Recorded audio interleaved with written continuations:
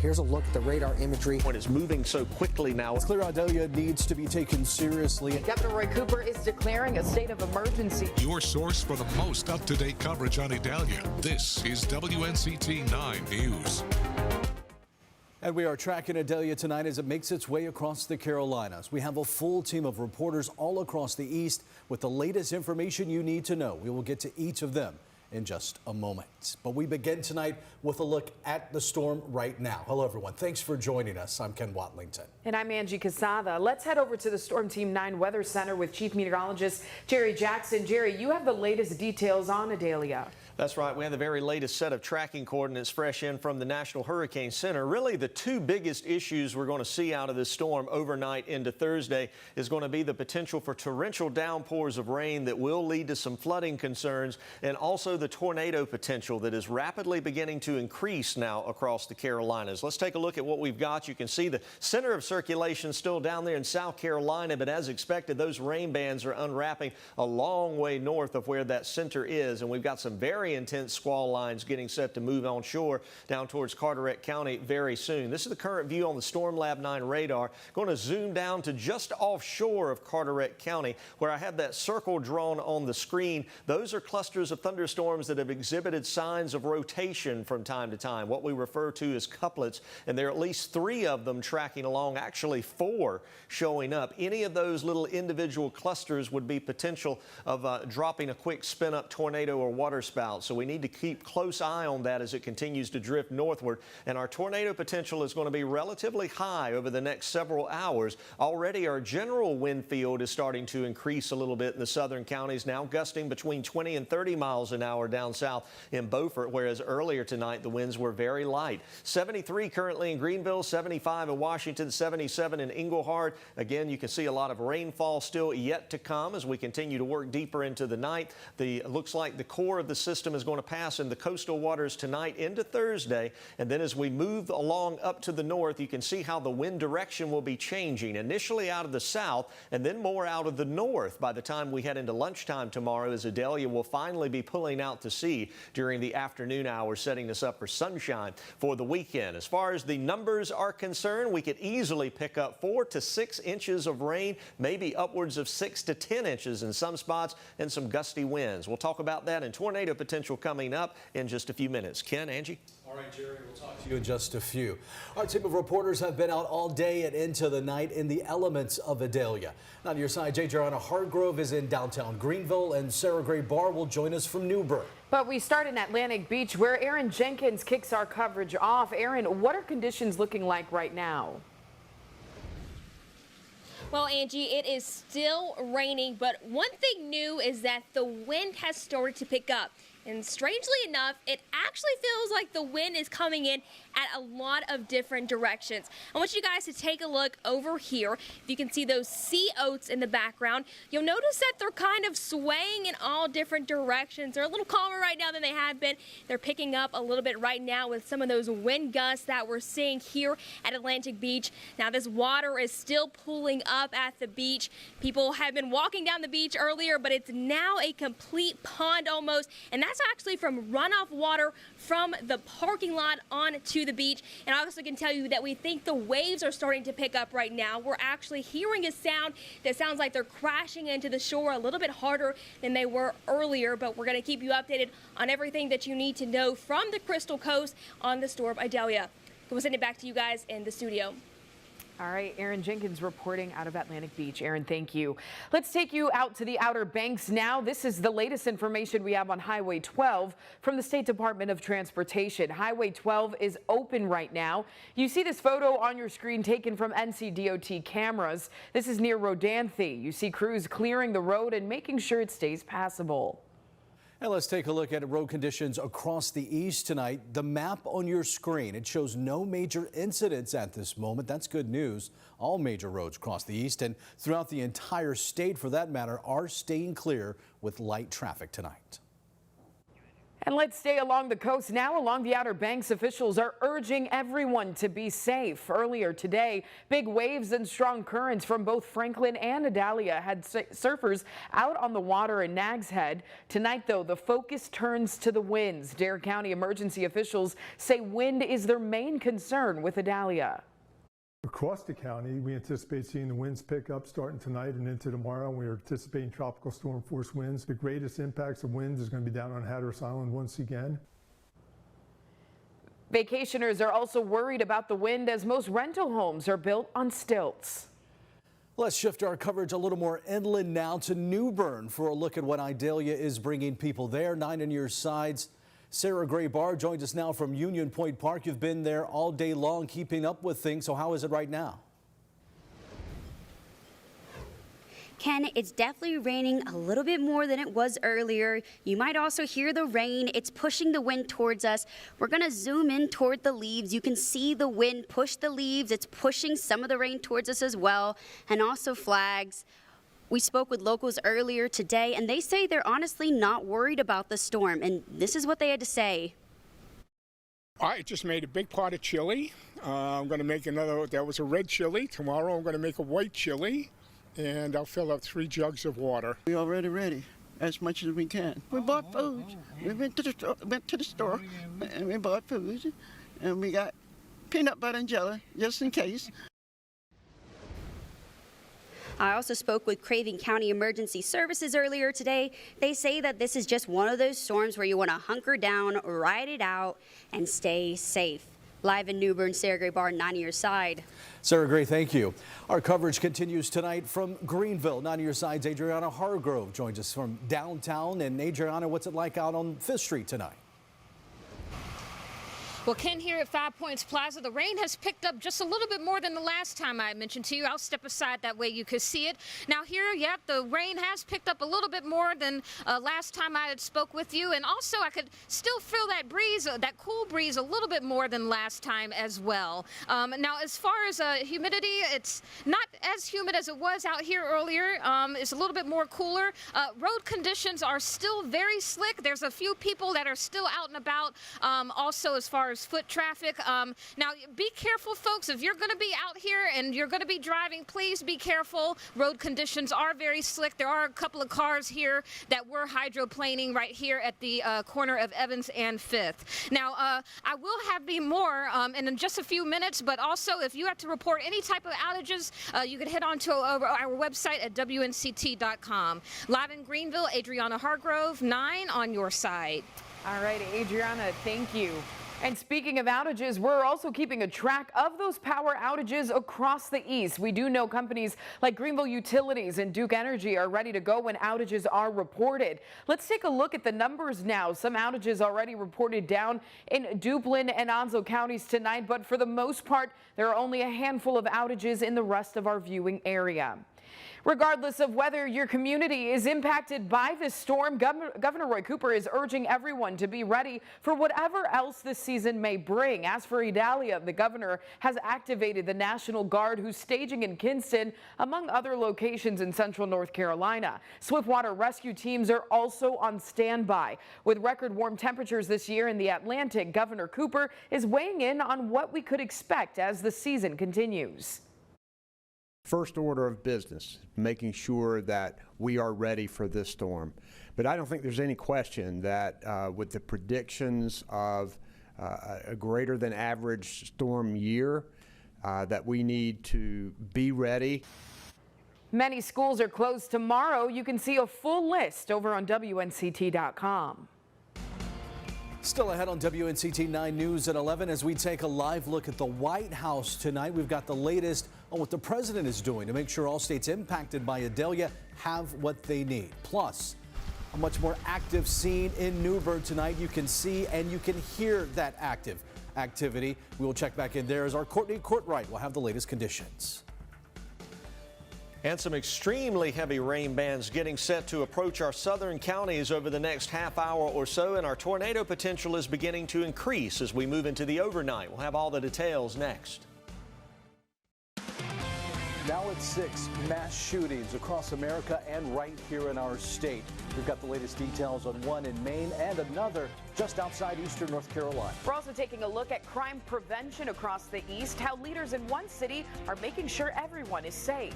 Plus, we're talking with former State Health Secretary Mandy Cohen, what she says about her new role and the upcoming flu season. And Halloween is right around the corner. We have some tips and tricks for you if you're planning on heading out on Tuesday. Those stories and more coming up in less than 1 minute. Now, it's your forecast first from Storm Team 9. Weekend is fast approaching here in eastern North Carolina, and our temperature readings are just going to continue to go up. We're in the mid-70s here in Greenville, 75 in Washington, 69 in Englehart, 67 degrees in Kill Devil Hills. It's going to be another dry night of weather under mostly clear skies for some counties, partly cloudy skies in other locations, but all the eventful weather is still to be found from Texas over into Missouri and Arkansas. But that line is finally making some eastward progress. The big question is, will it catch us this weekend or not? We'll talk about those details coming up, plus a sneak peek at Halloween and the latest on Tammy and the tropics. The longest running newscast in the East starts now. On your side, this is WNCT 9 News at 6. Gun violence is once again the top story, not only here in the East, but across the country. Just 2 nights ago, 1 person died, 3 others were hurt in a shooting at the Red Oak Grill and Grocery right here in Greenville. Overnight, authorities in Sampson County are investigating after 5 people are found in a home dead. This is just outside our viewing area. It's one of 4 crimes in the county in the last 17 hours. And in the northeastern part of our nation, state police in Maine are still looking for the person of interest after shootings at 2 separate locations last night. Officials say at least 18 people are dead and 13 others are hurt.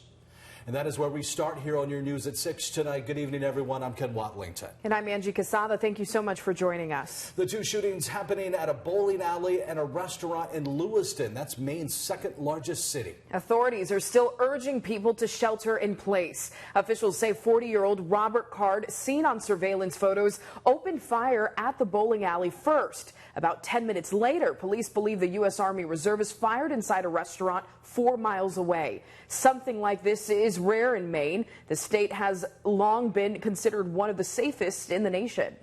This city did not deserve this terrible assault on its citizens, on its peace of mind, on its sense of security. No city does. As the investigation continues, President Biden has ordered flags to be flown at half-staff nationwide in honor of the victims. And closer to home, people in Sampson County are reeling after several deadly incidents over the span of a few hours today. That includes 5 people shot to death inside a home on Garland Highway. The sheriff's office there says it happened just before 1 o'clock this morning. They say the victims are 4 men and a woman. They're working to find out the connections between everyone. Investigators say this is shocking to them and the entire Sampson County community. An unusual scene, to say the least. Can I say this has probably been one of the most horrific crimes ever committed in Sampson County? No. You can go all the way back to the 1950s when you had several children that were killed in one house. It's not an everyday thing, but when things like this do happen, it shocks the conscience, it gets everyone's attention. Investigators say they are purposely withholding a lot of information so when they speak to witnesses, they can use that information to see if they are telling the truth or not. According to the Gun Violence Archive, there have been 565 mass shootings across the country since the start of the year. That's compared to the 647 total in 2022 and 690 in 2021. The Gun Violence Archive defines a mass shooting as 3 or more people shot. And back in Sampson County in Clinton, 1 man is dead after being shot by police officers overnight. Authorities say it happened around 1 o'clock along Dogwood Circle. They say a woman called 911 about a man beating her with a handgun. When they got there, they say that woman was next door. 40 minutes later, officers say they found the man hiding inside a closet in the apartment. Investigators say the man pointed a gun at them. That's when officers shot and killed him. The SBI is investigating that shooting. The officers involved are now on administrative leave. Sampson County deputies are investigating another murder at a mobile home park. Deputies found a man dead inside the bedroom of a home on Leaf Lane in Clinton just before 7 this morning. Investigators say the man had injuries from an edged weapon. Deputies say the victim lived at another home in the mobile home park. Investigators are still working to identify the victim. They do not have a suspect in custody, but there is a person of interest in this case.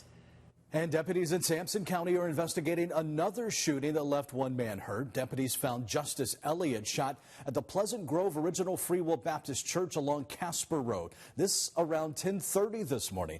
Investigators say he got into a fight with two people at a different location when one of them pulled out a handgun and shot him in the rear. Elliott went to the church for help. He was taken to the hospital with non-life-threatening injuries. Back here in the east, the mayor of Kinston held his crime intervention task force today, along with the help of some special guests from across the state. 9 on your side's Claire Curry attended and brings us more on what they hope to accomplish. Attorney General Josh Stein and Dr. Gerard Tate, director of the North Carolina Office of Violence Prevention, addressed their concerns with crime throughout the state. The Department of Justice has been working to address some of the factors that drive violent crime throughout North Carolina. The main three being fentanyl trafficking, law enforcement shortages, and gun violence.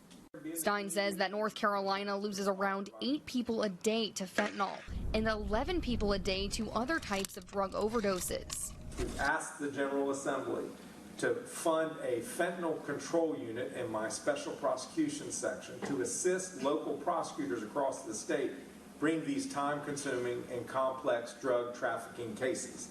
He adds that as he travels throughout different cities and towns, each and every police department and sheriff's office has struggled with recruitment and retention of law enforcement. We want to offer law enforcement hiring bonuses to new or out-of-state or retired military police so they can come onto the job here. He also wants to encourage gun owners to be responsible with their weapons and help keep them out of the hands of criminals and minors. Guns are now the leading cause of accidental death for children in this country.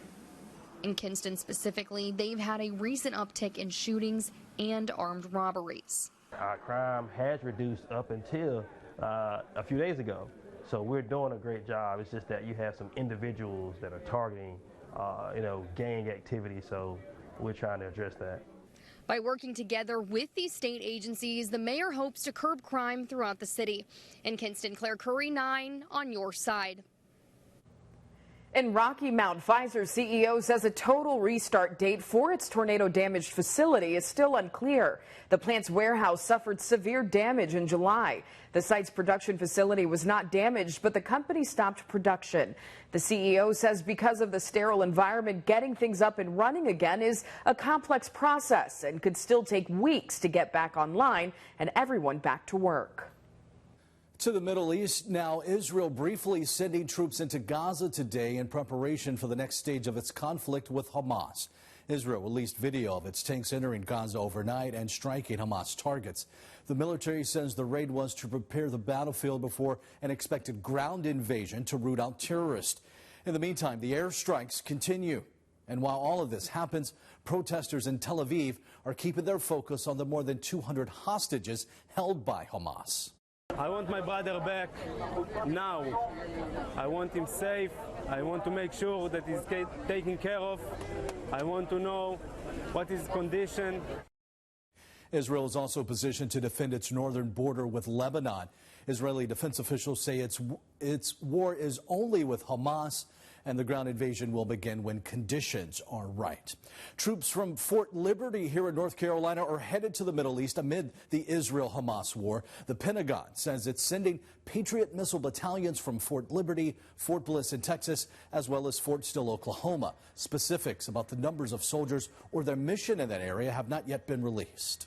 We are posturing additional forces in the region for 2 reasons. 1, again, to bolster our broader regional deterrence efforts, and 2, to send a clear message that we will protect our forces. The U.S. is also sending a squadron of F-16 Fighting Falcon aircrafts from the New Jersey Air National Guard, as well as the USS Dwight D. Eisenhower Carrier Group from Norfolk, Virginia. The Department of Defense says a variety of military units were also put on prepared to deploy orders, but they have not yet been activated. One day after unifying House Republicans and catapulting to Speaker of the House, Mike Johnson faces a long list of legislative challenges. One of the tasks, a looming government shutdown if lawmakers don't act by November 17th. Speaker Johnson is considered more conservative than his predecessor, which could help him win over hardliners opposed to any sort of temporary funding measure. But he and other members acknowledge another temporary measure may be needed. I do expect that my colleagues who are over here, who are very reticent about a CR or a temporary funding mechanism, to come a little more towards the mainstream. House Republicans are also divided over whether to spend more money on the war in Ukraine and in Israel. And there will be continuing coverage from Capitol Hill, Israel, and Maine. Coming up right after we're done here, Nora O'Donnell and the team at the CBS Evening News will have the latest details and everything you need to know. All of it is coming up on CBS Evening News at 6:30 right here on WNCT. But still ahead here on WNCT 9 News at 6, former State Health Secretary Mandy Cohen is talking about vaccines.